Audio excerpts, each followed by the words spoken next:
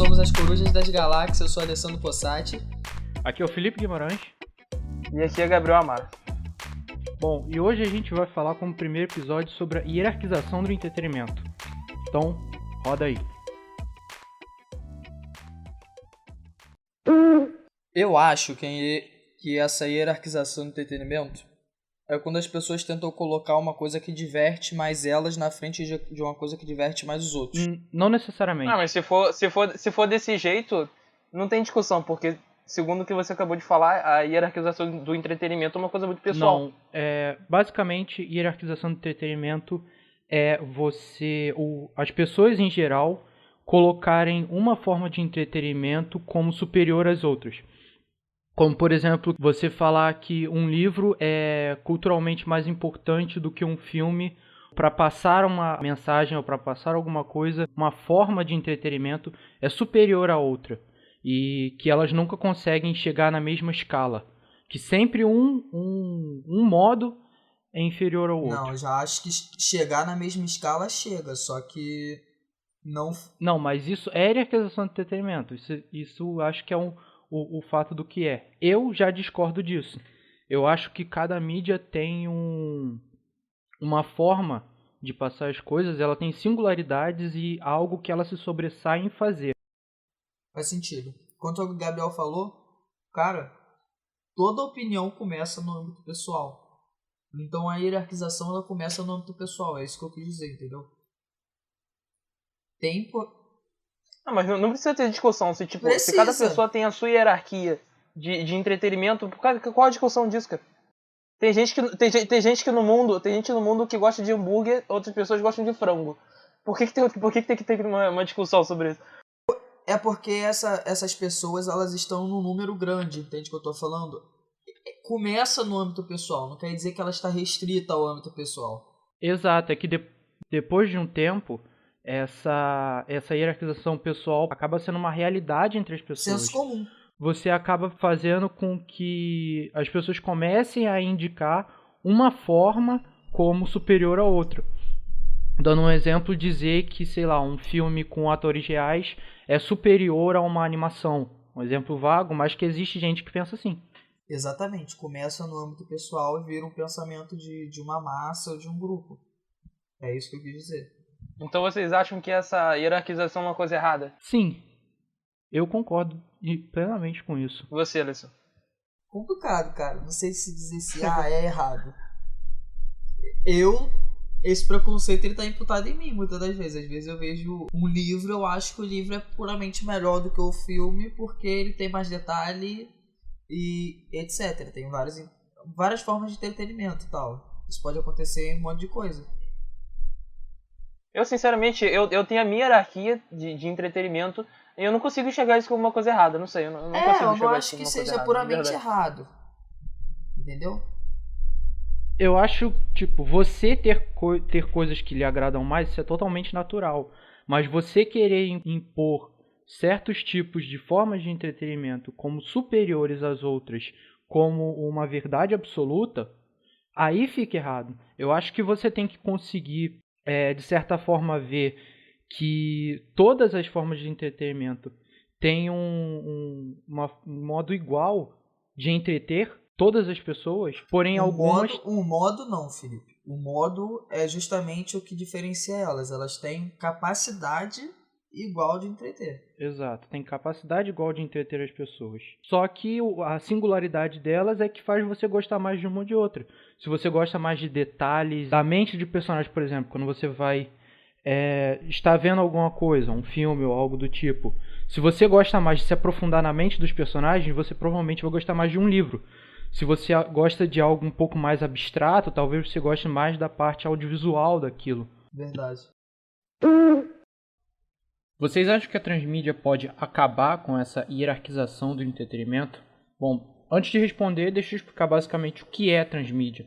Transmídia, basicamente, é quando você pega uma forma de entretenimento. Vou dar um exemplo que eu acho muito bom de transmídia, que é o Matrix. E você começou com os filmes do Matrix, e você tem, por exemplo, o desenho, o anime, chamado Animatrix, que ele conta a história de antes do filme, E tem os jogos do Matrix que contam a história entre um filme e outro. Isso é transmídia. É algo que sai derivado de outro, mas não é uma adaptação. O desenho, ele não é uma adaptação do filme, ele não conta a mesma história.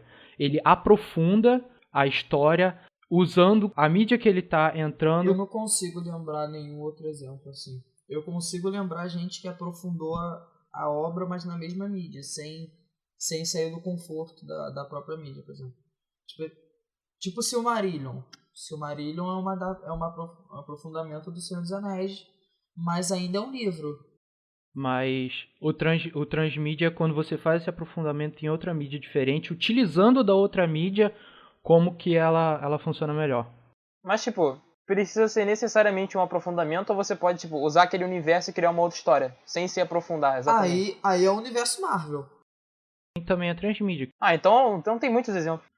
Então, por isso eu acho que ela ajuda muito a acabar, ajuda muito a você a perder o preconceito, por exemplo, com um cara ver um filme dos Avengers, por exemplo, e você vê que existe um aprofundamento daquela história nos quadrinhos. Eu acho que olhando essa coisa você consegue, para algumas pessoas, acabar perdendo esse preconceito que você tem, por exemplo, com quadrinhos quando você vê essa história. Watchmen. Tem um exemplo que está acontecendo muito no Brasil, que é tipo você pegar a história de cantores antigos da década de 80, 90 e fazer ou filme ou peça com eles. E no Brasil, até onde eu vejo, não tem muito... Peça de teatro as pessoas não gostam muito. E é uma maneira de você popularizar o teatro. Também é uma forma muito legal de transmídia. Uhum. Entendeu? Você popularizar o entretenimento. O teatro é uma coisa muito elitizada. Quando você pega a música popular e transforma em teatro, você está querendo buscar um novo público. Você está fazendo isso de uma maneira legal. Você está puxando gente para aquilo e você... É uma forma de você apresentar algo que para as outras pessoas até então era desinteressante. Mas se você parar pra pensar, o que enche teatro mesmo aqui no Brasil é stand-up, cara. Isso, tipo, o cara fica, sei lá, 2 meses no teatro e enche quase todo dia, entendeu? Que ele faz o stand-up dele. E é difícil acontecer isso com peça de teatro tipo, de mas verdade, é assim entendeu? Que começa. Você tem que levar uma coisa mais popular, o que eu tava falando. Quando você leva música pro teatro, você tá chamando um público que não é necessariamente do teatro, é aquele público que é do show. E esse público que é pro show, ele quer algo a mais do que o show, aí ele vai pro teatro. O público do stand-up, eu acredito que seja o público que saiu da televisão um pouco e quer ver uma comédia diferente, entendeu? Aí eles buscam o teatro. Você tem que usar dessas armas para você conseguir puxar as pessoas para outro entretenimento, entendeu? Você poder ampliar a rede. A rede de cultura das pessoas se expande dessa maneira. Então, vocês basicamente conseguem dizer que sim, que a transmídia pode acabar com a hierarquização do entretenimento? Eu ainda acho que não. Eu acho que não, porque como eu já disse, a hierarquização ela começa no âmbito pessoal. E se isso vai acabar ou não, depende simplesmente do âmbito pessoal. A nível de senso comum, é possível, mas eu ainda acho muito impossível. Eu concordo que ela vai ajudar a diminuir. Acabar, eu acho que é algo como preconceito. Você sempre tem um pouco... Sim, diminuir sim, acabar não. Ela pode ajudar a diminuir, isso é verdade. É praticamente possível, porque, tipo, vamos concordar que você dizer que as coisas que você gosta são ótimas e as coisas que você não gosta são péssimas é a coisa mais fácil do mundo. E, tipo, quase todo mundo faz isso. Exato. Por mais que seja uma coisa idiota, sempre vai ter uma pessoa idiota pra falar coisa desse tipo.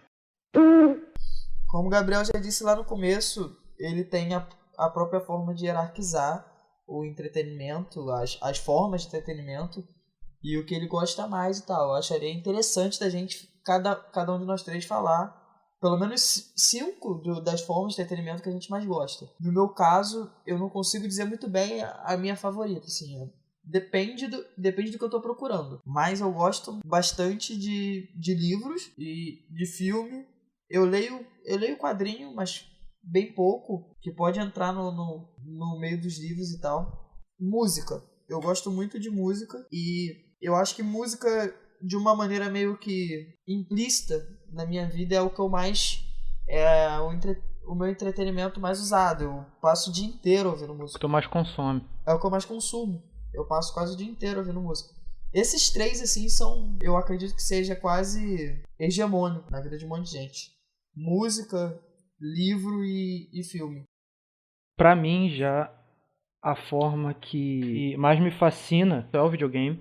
Pelo fato, como eu já disse, é essa unção de muitas coisas que eu gosto. Dando um exemplo até bem básico, o jogo Child of Light, que ele tem Eu jogaria esse jogo, só pra complementar. Você conhece o jogo? Eu conheço porque eu já vi no MRG.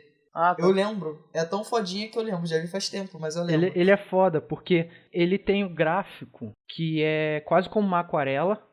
A música do jogo é incrível. E a história do jogo, ela é rimada uma com a outra.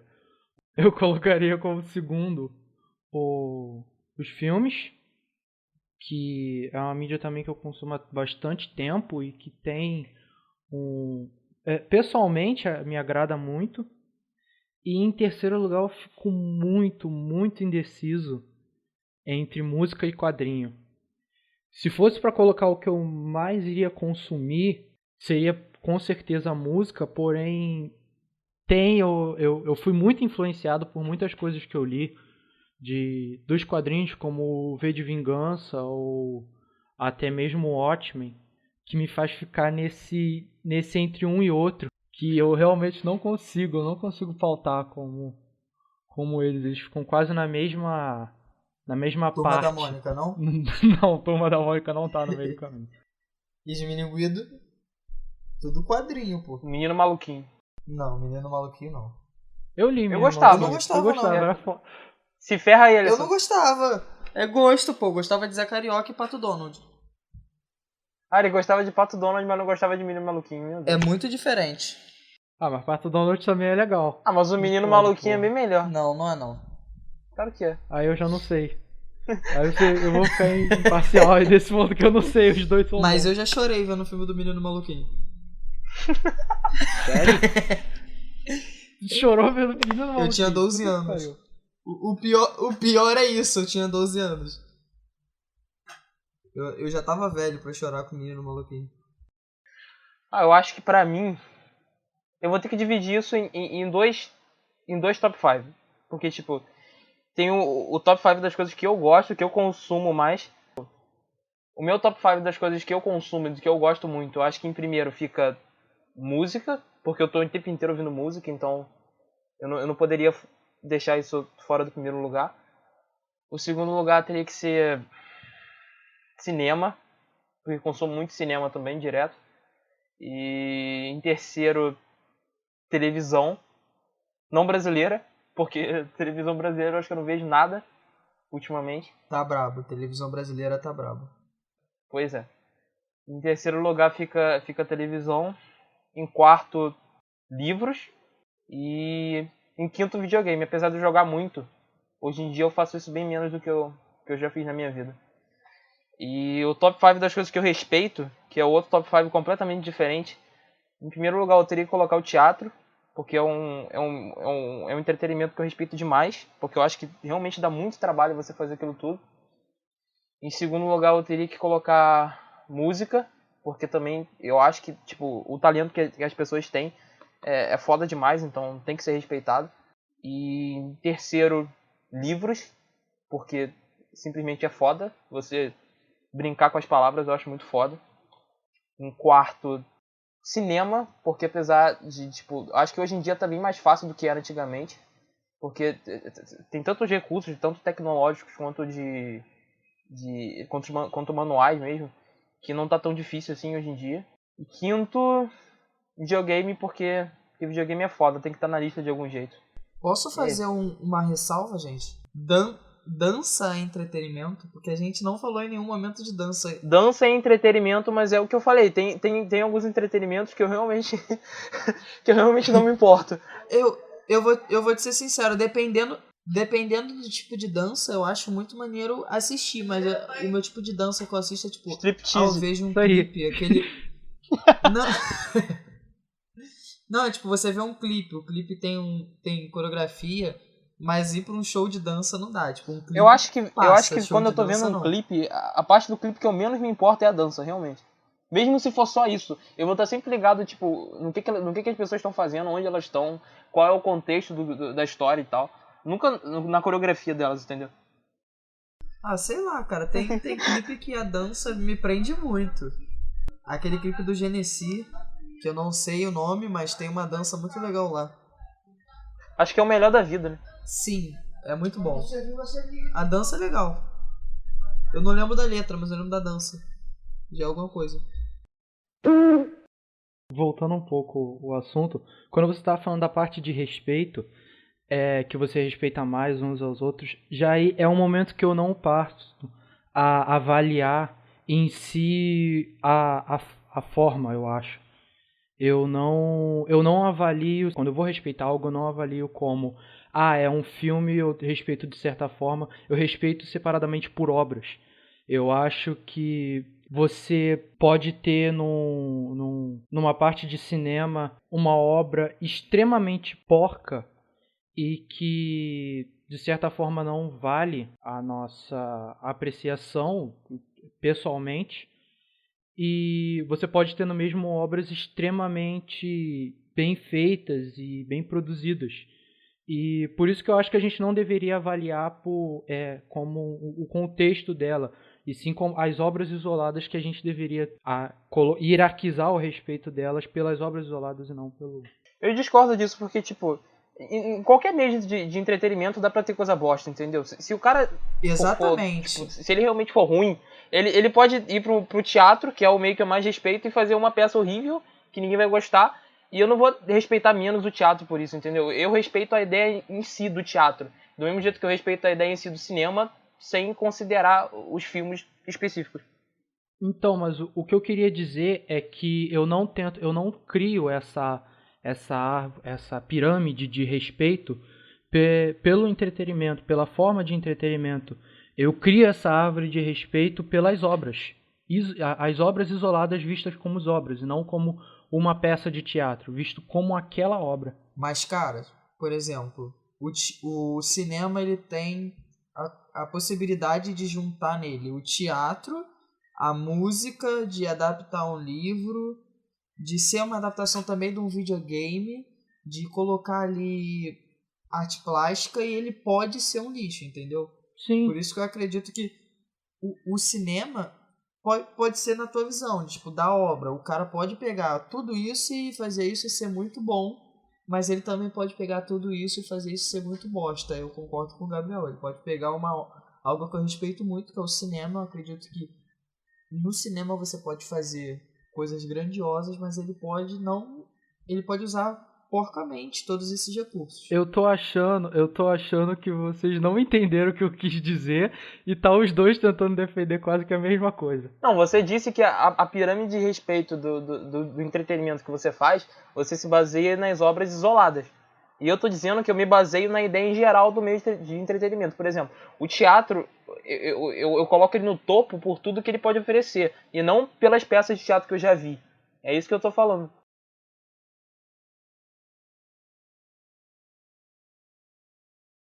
Exatamente, tem que ser o meio geral, Felipe, exatamente porque isso. se você for julgar pelo que você viu, eu não vi muita peça de teatro, mas eu sei que o teatro tem a capacidade de ser uma coisa. Sim, mas do jeito que você pautou, pareceu, pelo menos pra mim, que pra você vale mais uma peça de teatro mal feita do que um filme bem feito. Não, eu não tô julgando uma peça de teatro em si, eu tô julgando o teatro. Pra mim, a forma que o Gabriel falou acabou dando essa impressão. Posso estar errado, mas eu só quis Não, dar segundo a essa minha pirâmide, ressalva não é que uma peça de teatro ruim vale mais do que um filme bom. Na verdade, eu quero dizer que uma peça de teatro ruim vale mais pra mim do que um filme ruim, entendeu? Eu prefiro ver uma peça de teatro ruim do que ver um filme ruim. Entendi. Sei não, cara. Eu prefiro. Também, eu acho que eu até prefiro mesmo. Por isso que eu falei que eu avalio as obras independentes. Eu acho que a obra tem que ser avaliada como ruim, independente se ela é um livro, um filme ou algo. Porque eu acho que elas estão na mesma. Se a obra é ruim... mas a peça de teatro ruim pode ser melhor do que um cinema ruim. Um filme ruim. É o que ele quis dizer. É o que eu quis dizer, exatamente. O teatro está num nível onde o que é ruim no teatro pode ser melhor do que o que é ruim no cinema.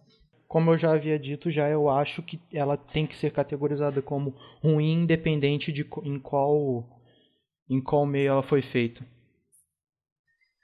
Mas você tá concordando com a gente. Você tá falando, a gente concorda que ela tem que ser julgada como ruim, independente. Vocês estão hierarquizando, eu tô falando que ruim é ruim, independente de qual. Não, mas isso é fato, ruim é ruim, de verdade, você tá certo em relação a isso. Só que a gente tá hierarquizando o ruim. Não tá, a gente não tá concordando nisso. Tá. O Felipe tá falando que quando ele faz a hierarquia dele, do entretenimento, ele se baseia mais nas obras daquele entretenimento do que no entretenimento em si. E eu tô falando o contrário, que eu descarto a ideia das obras, eu me baseio no que o entretenimento oferece em si, entendeu? Como eu tava falando, um outro critério que dá pra usar é em relação aos detalhes mesmo, que é o que eu falei antes, em relação aos livros, que eu acho que se você prioriza os detalhes, com certeza o livro tem que ficar no topo. O livro brinca muito com a imaginação. Eu acho que isso é a maior vantagem do livro. Aí é aquele negócio que eu falo onde cada obra se sobressai. O livro, ele sinceramente, ele se sobressai muito nisso.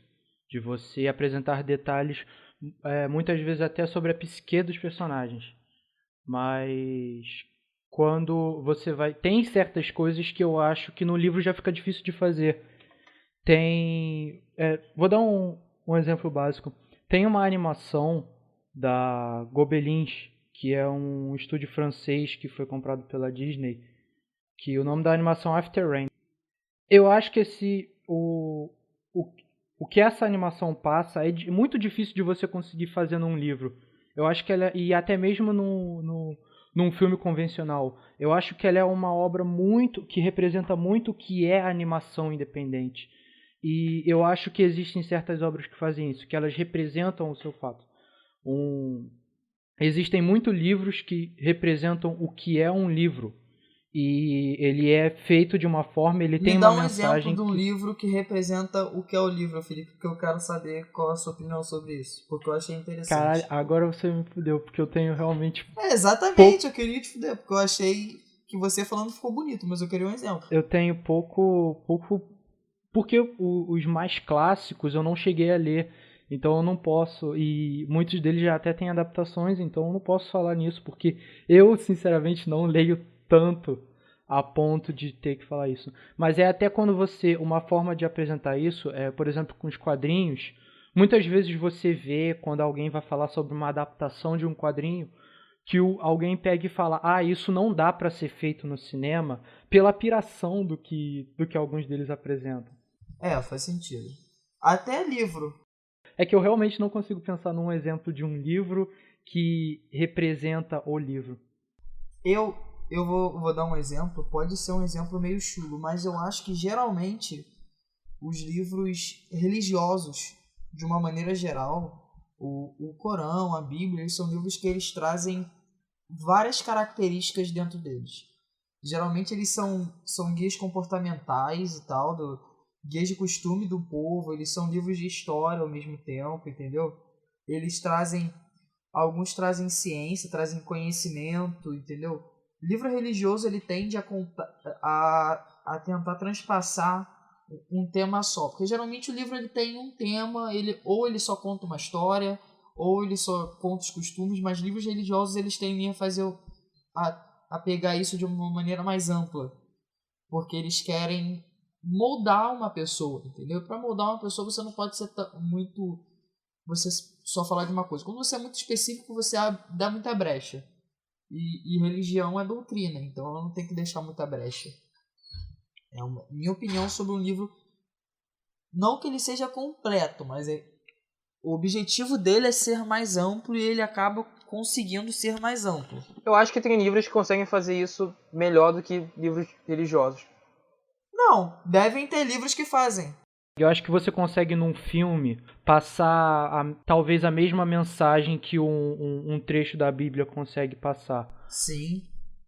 E isso só aumenta a qualidade do que está escrito. Eu acho que quando uma coisa que ela está escrita, ela consegue ser passada por forma de música, de filme, e causar a mesma emoção, esse tipo de entretenimento, esse tipo de mídia em si, eu acho que ela é forte, ela tem qualidade. Por exemplo, se você consegue transformar um filme muito bom num livro, num anime, numa música, quer dizer que aquele filme ele é tão bom que ele consegue ser passado de várias maneiras e atingir vários públicos de várias maneiras diferentes e sempre sendo bom, entende? Isso, no caso, é um exemplo de transmídia bem feita.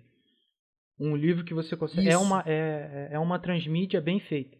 Eu acho que é muito do mérito aí de quem está fazendo essa adaptação ou essa reforma e um pouco do mérito da obra original. Não é só do mérito da pessoa, não. Acho que o mérito vem muito da obra. Eu acho que o mérito não vem todo da obra original, porque se você for pegar só pelo mérito da obra original, não existiria adaptações mal feitas. Existiria. Tem gente que quer adaptar coisa que é ruim. Não vou citar exemplo porque... meio babaca. Não, pode citar. Não, pode citar. 50 tons de cinza. Crepúsculo é um lixo escrito... Não vou dizer o primeiro livro em si, o primeiro livro é legalzinho. Acho que a pessoa se iludiu quando deu o primeiro. Agora o segundo é um saco. Eu já li lista de supermercado melhor que aquele segundo livro. Aí a pessoa vai e quer transformar em filme. Da pessoa. Em relação ao Crepúsculo, eu acho que, por mais que eu não goste, que eu ache ruim, eu consigo entender porque que tem gente que gosta. Mas quando o assunto é 50 tons de cinza, eu realmente não consigo entender quem gosta. Não entra na minha cabeça. Eu consigo. Você já leu aquilo? Cara, é muito... Eu não li, mas eu consigo entender quem gosta. Gabriel, tem muita gente carente nessa vida. Não é nem carência, Felipe. Não acho que nem que seja isso. Às vezes a pessoa, ela encontra naquele... Eu falei como uma piada, não leva a sério não, tá? Eu acho que tem gente que encontra naquele estilo de livro que não é tão comum, finalmente um estilo que agrada a ela. Às vezes a pessoa gosta muito de pensar naquilo, acha uma coisa inovadora, ainda que eu acho que não seja nada inovador, mas a pessoa não conhece, achou inovador pra caramba, gostou. O novo geralmente agrada. Ou não. Ou agrada muito, ou não agrada. Cara, eu não consigo entender porque uma pessoa gosta daquele livro, porque aquilo pra mim é simplesmente um relacionamento abusivo, entendeu? Eu não consigo ver de outra maneira. Pra mim é você romantizar uma coisa que é ruim, entendeu? Aí tá a palavra mágica, romantizar. É. Se você você pode romantizar um ato totalmente ridículo que vai ter gente que vai achar bonitinho porque você soube romantizar. Meus parabéns. Mas aí que tá, nem pra isso. quem escreveu, que conseguiu convencer alguém de que aquilo é romântico. Eu pensava assim, até eu pegar o livro pra ler algumas partes, e aí eu descobri que nem isso a mulher conseguiu fazer direito. Ela não romantiza direito porque o livro é uma merda. É mal escrito, é muito mal escrito, cara. Gabriel, ela escrevia uma fic de Crepúsculo. Não tô falando mal de quem escreve fic, tem fic que é ótimo. Pô, tem umas fics que são melhores do que livros originais. Mas, pô, ela escrevia uma fic de Crepúsculo. Era uma coisa muito amadora. E pegaram uma mulher que tinha uma ideia que julgaram que ia vender e deixaram ela escrever um livro gigante. Ela vendeu. Mas aí é que tá. Eu falei que eu não consigo entender porque que as pessoas gostam, porque aquilo é uma romantização de um abuso. E você falou que as pessoas gostam porque ela romantizou bem. E eu tô te falando que ela não romantizou bem. Por isso que continua sem fazer sentido, cara. Eu não falei que ela romantizou bem. Eu tô falando que ela conseguiu convencer alguém de que aquilo é legal. Então, não romantizou bem pra você. Pra alguém aquilo é bom. E isso pra pessoa já vai. Mas voltando ao assunto, o que eu tava falando é... Quando você leva em conta só a riqueza dos detalhes, pode acontecer de um livro ser péssimo, mas ao mesmo tempo que ele é péssimo, ele oferece detalhes muito ricos da história que ele tá tentando contar, mesmo que a história seja uma merda. E eu acho que ele consegue fazer isso muito melhor do que, por exemplo, um filme, se o detalhe tá relacionado à personalidade dos personagens e tal. Uhum. Eu acho que essa é a parte onde o livro mais sobressai, quando você quer apontar esse tipo de coisa, é onde ele sobressai. Se a gente for ficar falando onde cada um se sobressai, né? Todos os entretenimentos têm alguma coisa que faz... Eu acho que ele ser diferente. Eu acho que vale a pena falar também de tipo um tipo de entretenimento que quase ninguém lembra e comenta, mas que eu acho que é muito digno, que é arte de rua também, que tipo, todo mundo ignora quando estão andando pela rua e vê um cara tocando um instrumento, mas eu acho que é totalmente digno e é muito foda também. Fazer miçanga, vender na praia. É meu emprego no futuro. Exatamente. Eu consumo pulseira de quem faz pulseira na rua, assim, eu gostaria de mandar um abraço pra todo mundo que produz pulseirinha, porque a arte de vocês É demais, eu cara, gosto é demais. muito. Não está no meu top 5 porque eu esqueci, eu fiz um top 3. Bota no top, é o 4, o pessoal da pulseirinha. Pessoal do anel de coco, eu acho que esse tipo de arte é super legal, quando você pega uma coisa que a gente esquece no dia a dia, uma coisa muito, tipo, nada a ver. Coco, cara. Tu só usa coco pra beber e pra mais nada. Aí tu faz o anel daquele, fica bonito. Eu acho legal. Então, pra fechar o assunto, eu quero dizer que eu acho que o mais importante é você, apesar de ter suas preferências pessoais, do que você gosta, do que você não gosta no entretenimento, acho que o mais importante é você respeitar o gosto alheio também, e você saber que toda forma de entretenimento é válida, por mais que não te divirta, é válida. E eu entendo que as pessoas respeitem mais o que elas gostam, porque simplesmente é o que elas gostam, ou o que dá mais trabalho, mas o ideal é respeitar todas, e é isso aí. Não vale a pena você xingar uma coisa só porque você não gosta. É isso. Concordo plenamente. Então é isso, né? Isso aí, gente. Esse foi o nosso primeiro podcast dos Corujas das Galáxias. Se você gostou, você dá joinha, porque vai estar no YouTube, né? E Isso. se você quiser fazer algum comentário, você provavelmente conhece a gente, mas se você não conhece a gente, você comenta aqui embaixo do vídeo. E Isso aí, espero que vocês, as 5 pessoas aí que estão escutando, tenham gostado. exatamente, se você escutou até aqui, vai ficar grande. Você é uma pessoa que mora muito no nosso coração. Muito obrigado. Muito Estou obrigado. fazendo coraçãozinho com a mão Comenta. agora. Comenta, deixa sua opinião. Pede nude que a gente Deixa manda. Com certeza. Pede pra gente mandar beijinho, que a gente manda Beijinho nada, a gente manda nude, cara. Manda nude. Adiciona a gente no Snapchat. E... Só que não. Só que não. Procura lá, quem sabe um dia você acha. Não perca as esperanças. Exatamente. Se você tiver alguma sugestão pra gente fazer um próximo podcast, pode deixar aí. E é isso, gente. É nós que a voa. Até o próximo.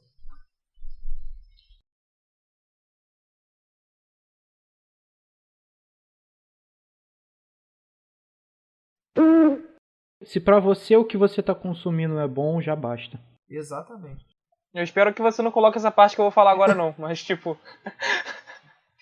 seguindo essa sua linha de raciocínio aí, quem gosta de ver pornografia infantil, então já basta, né? Não, pra ela é cara. bom. Se pra ela é bom, deixa ela ver. Caralho, Felipe, pelo amor de Deus. Eu não vou. Felipe, não bota isso, porque você vai ser preso. Eu acho que você não pode transformar em ilegal você consumir algo. O errado é produzir, o consumir é da pessoa. Tem gente maluca pra consumir o que for, Gabriel. Você vai sair prendendo as pessoas pelos seus gostos de consumo. Tudo bem, você tá certo. Tipo, você tem que punir quem produz. Mas o cara que consome algo que é totalmente doentio desta maneira, a pessoa deve ser procurada e deve ser levada para um tratamento. A gente não pode chegar e dizer, se ele gosta, deixa ele. Não. Se ele gosta, vamos tratar. Você tem que punir quem produz e tratar quem consome.